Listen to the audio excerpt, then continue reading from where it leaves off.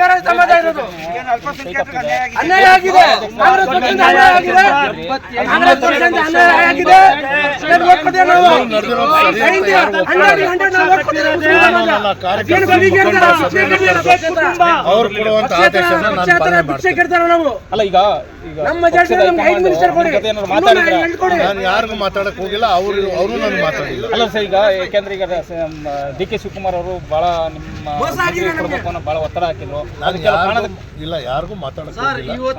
ನಾನು ಇವತ್ತು ಮುಗಿಲಿ ಸಮಾಜಕ್ಕೆ ಮೂಲ ಕಾಂಗ್ರೆಸ್ಸಿಗರನ್ನ ಕಡೆಗಣನೆ ಮಾಡ್ತಿದ್ಯಾ ಹೇಗೆ ಅಂತ?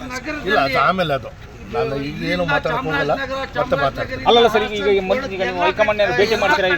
ಈಗ ಏನು ಮಾಡಲ್ಲ. ಸಿಎಂ ಜೊತೆ ಏನಾದ್ರು ಮಾತಾಡಿದ್ರ? ಯಾರ ಹತ್ರನೂ ಮಾತಾಡಲ್ಲ, ಯಾರ ಹತ್ರ ಮಾತಾಡಲ್ಲ. ಹಿರಿಯ ನಾಯಕರ ಜೊತೆ ಏನು ನೀವು ಸದ್ಯಕ್ಕೆ ಮಾತಾಡಲ್ಲ? ಇಲ್ಲ. ನಿಮ್ಮ ತೀರ್ಮಾನ ಯಾವಾಗ ಇದು ಮಾಡ್ತೀರಿ ಸರ್? ನನ್ನ ಕಾರ್ಯಕರ್ತರ ಆದೇಶ ಪಾಲನೆ ಮಾಡ್ತೀವಿ. ಯಾವಾಗ ಅಂತ ನೀವು ಶೀಘ್ರದಲ್ಲೇ ಅವರೆಲ್ಲರೂ ಕರೆದು ಅವರ ಸಮಾಲೋಚನೆ ಮಾಡಿ ಸರ್. ಈಗ ಹಿರಿಯ ನಾಯಕರಿದ್ದೀರಿ ನೀವು, ಆದ್ರೂ ಈ ರೀತಿ ಒಂದು ನೋಡಿ, ಪಕ್ಷದ ಮೇಲೆ ಅಪಾರವಾದಂಥ ನಂಬಿಕೆಯಿಂದ ನನಗೆ ನಿರಾಸೆ ಆಗಿದೆ. ಅದನ್ನು ನಾನು ಈಗಾಗಲೇ ವ್ಯಕ್ತಪಡಿಸಿದ್ದೇನೆ.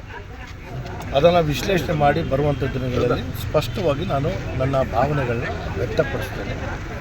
ಇವತ್ತು ಇದೆಲ್ಲರ ಮಧ್ಯೆ ನನ್ನ ಕಾರ್ಯಕರ್ತ ಅವನು ಪ್ರಾಣ ತ್ಯಜಿಸುವಂಥದ್ದಕ್ಕೆ ವಿಷ ಸೇವಿಸಿ ಅವನ ಚಿಕಿತ್ಸೆನ ನೋಡುವಂಥದ್ದು ನಾನು ಬಂದಿದ್ದೇನೆ. ಪ್ರಾಣಾಪಾಯದಿಂದ ದೂರ ಇದ್ದಾನೆ, ಚಿಕಿತ್ಸೆ ಪಡ್ಕೋತಾ ಇದ್ದಾನೆ. ಬೇಗ ಗುಣಮುಖರಾಗಲಿ ಅಂತ ಬಿಟ್ಟು ನಾನು ದೇವರಲ್ಲಿ ಪ್ರಾರ್ಥಿಸ್ತೇನೆ. ಅವರ ಕುಟುಂಬದವರು ಬಂದಿದ್ದಾರೆ, ಅವ್ರಿಗೆ ಸಾಂತ್ವನ ಹೇಳಿ ನಾನು ವೈದ್ಯರ ಹತ್ರ ಮಾತಾಡ್ಕೊಂಡು ಈಗ ಬರ್ತಾರೆ. ಕಾರ್ಯಕರ್ತರು ಸಾಕಷ್ಟು ಅಸಮಾಧಾನ ಹೊರಹಾಗ್ತಾ ಇದ್ದಾರೆ ಪ್ರತಿ ಜಿಲ್ಲೆಗಳಲ್ಲೂ ಕೂಡ. ನಿಮ್ಮ ಕಾರ್ಯಕರ್ತರಿಗೆ ಏನು ಹೇಳ್ತೀರಿ ಅಂತ ಸರ್? ನೋಡಿ, ನನ್ನ ಕಾರ್ಯಕರ್ತರಿಗೆ ಅವರೇ ನನ್ನ ಆಸ್ತಿ, ಅವರಿಂದಲೇ ನಾನು ಬದುಕು. ಅವರಿಗೆ ನೋವಾಗುವಂಥ ನಮ್ಗೆ 5 ಮಿನಿಟ್. ನಮ್ಮ ಕಾರ್ಯಕ್ರಮಗಳನ್ನು ನೀವು ನೋಡ್ತಾ ಇದ್ರೆ ನಮ್ಮ ಚಾನೆಲ್ ಅನ್ನ ಸಬ್ಸ್ಕ್ರೈಬ್ ಮಾಡಿ, ಪಕ್ಕದ ಬೆಲ್ ಐಕಾನ್ ಒತ್ತಿ ನಮ್ಮನ್ನ ಬೆಂಬಲಿಸಿ. ಹಾಗೆ ನಮ್ಮ ಕಾರ್ಯಕ್ರಮಗಳನ್ನ ಲೈಕ್ ಮಾಡಿ, ಕಮೆಂಟ್ ಮಾಡಿ, ಅದನ್ನ ಬೇರೆಯವರಿಗೂ ವಾಟ್ಸ್ಆಪ್ ಮೂಲಕ ಶೇರ್ ಮಾಡಿ. ನೀವು ಹೀಗೆ ಮಾಡಿದಾಗ ನಮ್ಮ ಚಾನೆಲ್ ಇನ್ನಷ್ಟು ಮತ್ತಷ್ಟು ಜನರಿಗೆ ತಲುಪಲು ನೀವು ನಮ್ಮೊಂದಿಗೆ ಸಹಕರಿಸಿದ ಹಾಗಾಗುತ್ತೆ. ಇದು ನೀವು ಯಾವುದೇ ಖರ್ಚಿಲ್ಲದೆ ಕೆಲವೇ